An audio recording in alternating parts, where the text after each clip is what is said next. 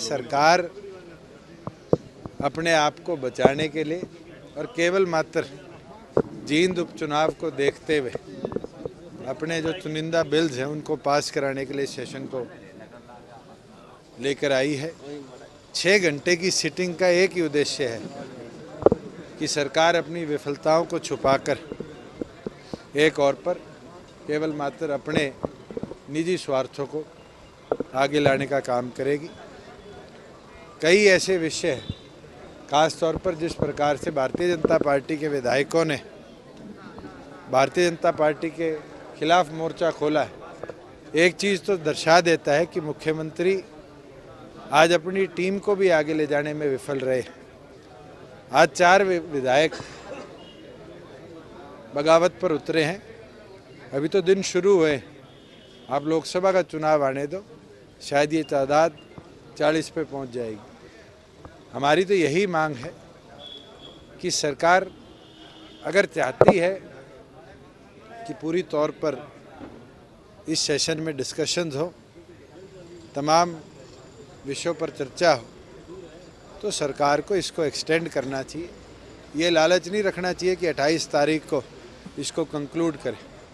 सरकार के पास समय है। अगर सप्लीमेंट्री बजट सरकार लेकर आ रही है तो उस बजट पर भी हरियाणा के हित के लिए पूरी तौर पर चर्चा होनी चाहिए। हमने तो कहा है तारीख लेकर आओ। आज जहाँ जननायक जनता पार्टी का गठन पूरी तौर पर हो चुका, हमने स्टेट में भी और कई डिस्ट्रिक्टों में भी जिम्मेवारी देनी शुरू कर दी। हमारा पूरा प्रयास रहेगा कि जनवरी के माह के अंदर हम बूथ लेवल पर भी कार्यकर्ताओं को जिम्मेवारी देने का काम करें।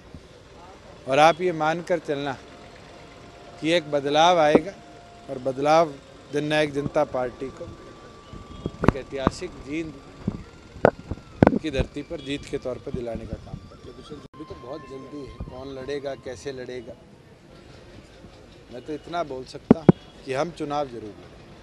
देखिए, बाई इलेक्शन एक बहुत अहम चुनाव होता है, वो सरकार की नाकामियों के विरुद्ध में भी जाता है और समय बहुत कम है विधानसभा चुनाव में। तो जो जनता का मैंडेट होगा, अपने आप उसका असर पूरे प्रदेश में देखने को मिलेगा। उसी के समर्थक हो। आज हिस्सा तो भारतीय जनता पार्टी का है। अगर भारतीय जनता पार्टी में विद्रोह शुरू हुआ है तो ये अपने आप में दर्शाता है कि ये भारतीय जनता पार्टी के लिए आने वाले समय में विधायकों तक सीमित नहीं रहेगा। अभी तो आप लोकसभा चुनाव पहले आएंगे, उसका असर लोकसभा चुनाव में भी आप देखेंगे जब इनके सांसद भी विद्रोह करना शुरू करेंगे। दिवाली का पावन पर्व था और उस पर मुलाकात हुई थी।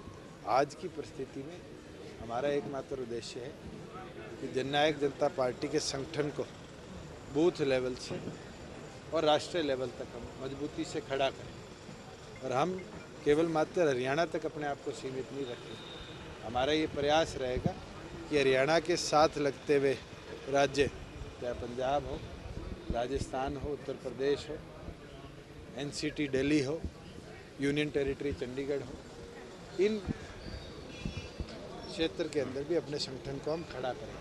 तो हमारी एक सोच है कि हम आम जन की आवाज़ बनकर, जन जन की आवाज़ बनकर विधानसभा और लोकसभा के अंदर उसको मजबूती से लेकर जाने का काम है। और यही प्रयास रहेगा कि 2019 के लोकसभा और विधानसभा हो, मजबूती के साथ 90 की 90 और 10 की 10 लोकसभा सीटों पर। जो प्यार कल जींद की धरती ने, खासतौर पर कंडीला गांव ने दिया, मैं ये मानता हूँ कि ये बदलाव की निशानी है। और मैं तो उनका आभारी हूँ।